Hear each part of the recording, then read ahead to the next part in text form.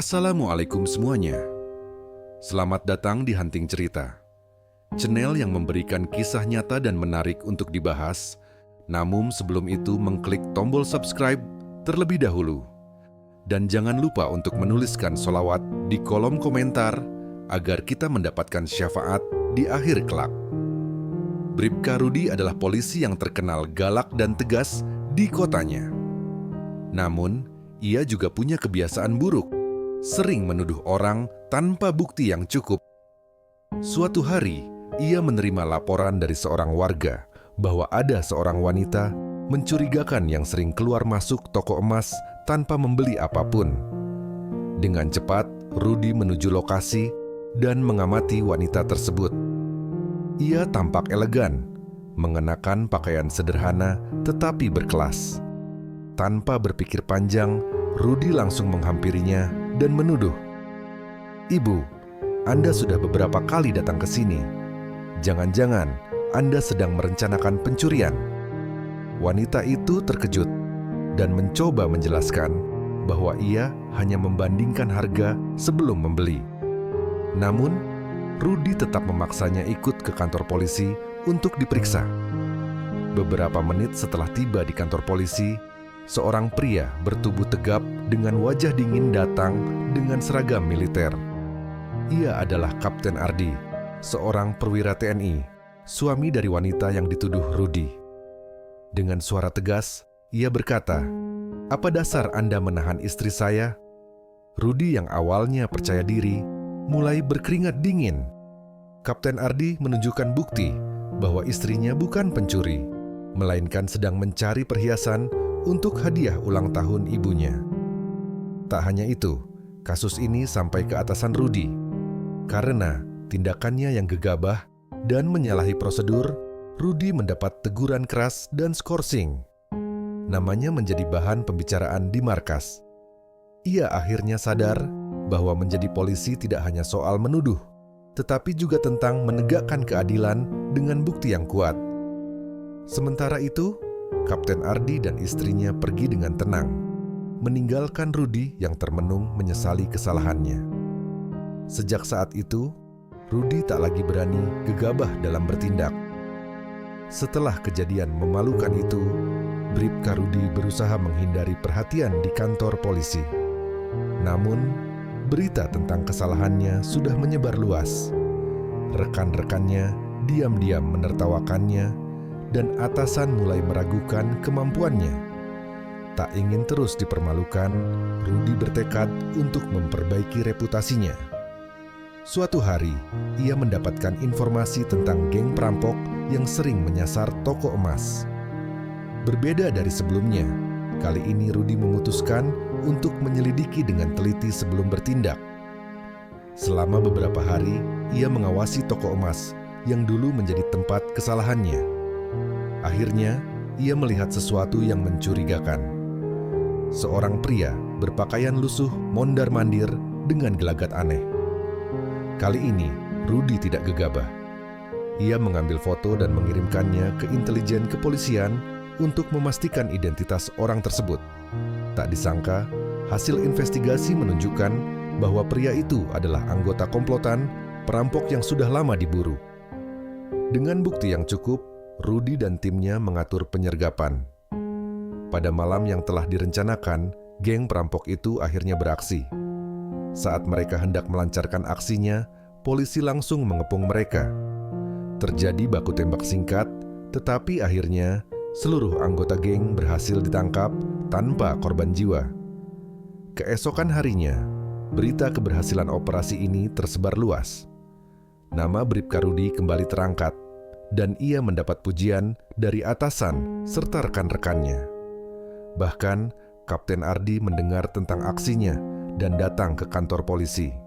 "Kali ini kau bertindak dengan kepala dingin, bagus," ujar Kapten Ardi sambil tersenyum tipis. Rudi mengangguk dengan hormat. Dari kejadian ini, ia belajar bahwa seorang polisi sejati tidak hanya harus tegas, tetapi juga cermat dalam menegakkan keadilan. Sejak saat itu, Bribka Rudi bukan hanya dikenal sebagai polisi yang keras, tetapi juga bijak dan penuh kehati-hatian. Ia tak lagi gegabah dalam menuduh, karena ia tahu bahwa sekali kesalahan bisa menghancurkan reputasi yang telah dibangun bertahun-tahun. Setelah berhasil menangkap geng perampok, nama Bribka Rudi kembali dihormati di kepolisian.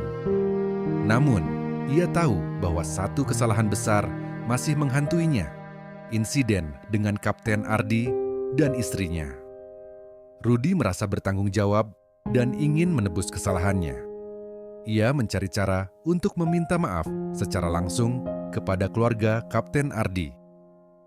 Setelah beberapa hari mencari tahu, ia mendapat informasi bahwa Kapten Ardi sering berolahraga di sebuah lapangan militer. Tanpa ragu, Rudi datang ke sana. Saat melihat Kapten Ardi, ia berjalan mendekat dengan sikap hormat. "Kapten, saya ingin meminta maaf sekali lagi atas kesalahan saya sebelumnya. Saya benar-benar menyesal telah menuduh istri Anda tanpa bukti," ucap Rudi dengan tulus. Kapten Ardi menatapnya dengan tajam, lalu tersenyum tipis. "Kesalahan sudah terjadi, yang penting kau sudah belajar dari itu. Tapi kalau kau benar-benar ingin menebusnya, ada satu hal yang bisa kau lakukan." Rudi mengangkat alis, penasaran. "Apa itu, Kapten?"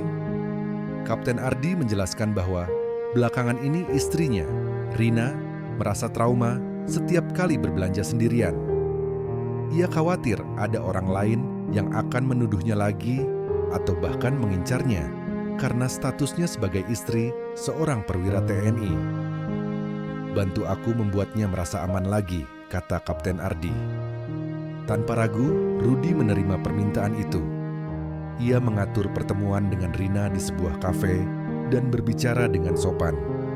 Ia meminta maaf secara langsung dan menjelaskan bahwa ia telah belajar dari kesalahan. "Saya berjanji tidak akan gegabah lagi dalam bertugas. Dan sebagai bukti, saya akan memastikan tidak ada wanita lain yang mengalami perlakuan tidak adil seperti yang saya lakukan kepada Anda," ucap Rudi penuh penyesalan. Rina tersenyum lembut. "Saya bisa melihat bahwa Anda benar-benar menyesal. Terima kasih telah datang langsung untuk meminta maaf. Itu cukup bagi saya." Setelah kejadian itu, hubungan antara Rudi dan Kapten Ardi membaik. Bahkan, mereka menjadi rekan yang sering bertukar informasi tentang keamanan kota. Beberapa bulan kemudian, ketika terjadi kasus besar yang melibatkan jaringan penyelundupan senjata, Kapten Ardi dan Bribka Rudi bekerja sama dalam operasi gabungan antara polisi dan TNI. Mereka berhasil menangkap dalang di balik kejahatan itu. Di akhir operasi, Kapten Ardi menepuk bahu Rudi dan berkata, "Kau bukan hanya polisi yang lebih baik sekarang, tapi juga seseorang yang bisa diandalkan." Rudi tersenyum puas. Ia sadar kesalahan di masa lalu bukan akhir dari segalanya, tetapi pelajaran berharga yang membawanya menjadi pribadi yang lebih baik. Bribka Rudi kini lebih dihormati di kepolisian dan menjalin hubungan baik dengan Kapten Ardi. Namun, ketenangan itu tidak berlangsung lama. Kota mereka kembali dihebohkan oleh serangkaian kasus penculikan misterius. Para korban adalah istri dan anak-anak aparat, baik dari kepolisian maupun militer. Kapten Ardi mendapat laporan bahwa ada kelompok kriminal yang ingin membalas dendam pada pihak berwenang. "Mereka tidak menyerang kita secara langsung, tapi menyasar orang-orang yang kita sayangi," ujar Kapten Ardi dengan wajah serius. Bribka Rudi merasa ini adalah kesempatan untuk membuktikan bahwa ia bukan lagi polisi ceroboh. Ia bergabung dalam tim penyelidikan dan mulai mengumpulkan informasi. Saat menyelidiki salah satu lokasi yang dicurigai, Rudi menemukan rekaman CCTV yang menunjukkan mobil mencurigakan berwarna hitam sering berkeliaran di sekitar rumah korban sebelum penculikan terjadi. Ia segera melaporkan temuannya kepada Kapten Ardi. Mobil ini terlihat di dekat rumah korban sebelum mereka menghilang. "Kita harus mencari tahu siapa pemiliknya," kata Rudi. Saat tim intelijen kepolisian melacak kendaraan itu, hasilnya mengejutkan. Mobil tersebut terdaftar atas nama seseorang yang memiliki hubungan dengan mantan napi, seorang kriminal kelas kakap bernama Bagas si Serigala, yang pernah dipenjara akibat operasi gabungan antara kepolisian dan TNI. Bagas ingin membalas dendam.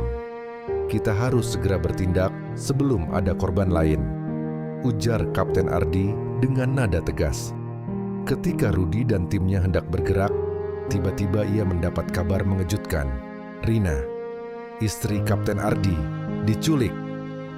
Kapten Ardi terlihat sangat marah dan kehilangan kesabaran. "Kita harus menemukan mereka sekarang juga," bentaknya. Rudi segera bergerak cepat. Ia mengingat kembali pola penculikan sebelumnya dan menyimpulkan bahwa para korban kemungkinan besar ditahan di tempat yang jauh dari pusat kota. Dengan menganalisis lokasi terakhir ponsel Rina, mereka menemukan sebuah gudang tua di pinggiran kota yang cocok dijadikan tempat persembunyian para penculik. Tanpa membuang waktu, tim gabungan polisi dan TNI bergerak menuju lokasi tersebut. Malam itu, tim kepolisian dan TNI mengepung gudang tua tersebut. Rudi dan Kapten Ardi berada di garis depan. Saat mereka mendekat, terdengar suara teriakan dari dalam gedung. "Itu suara Rina!" seru Kapten Ardi dengan wajah tegang. Tanpa ragu, mereka menerobos masuk. Terjadi baku tembak sengit antara petugas dan para penculik. Rudi berusaha melindungi Kapten Ardi yang dengan nekat maju lebih dulu. Dengan cepat, mereka melumpuhkan para pelaku. Di tengah kekacauan, Rudi menemukan Rina dalam keadaan terikat di sebuah ruangan gelap. "Bu Rina, saya datang. Tenang, kami akan menyelamatkan Anda," katanya sambil melepaskan ikatan di tangan dan kakinya. Begitu terbebas, Rina langsung menangis dalam pelukan suaminya.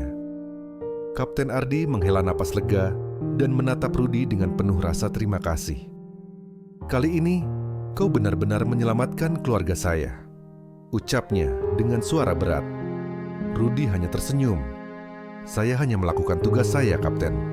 Tapi kali ini, saya pastikan saya tidak salah orang." Mereka tertawa kecil, meski tubuh masih dipenuhi keringat dan kelelahan. Operasi penyelamatan sukses dan sindikat penculikan berhasil dibongkar.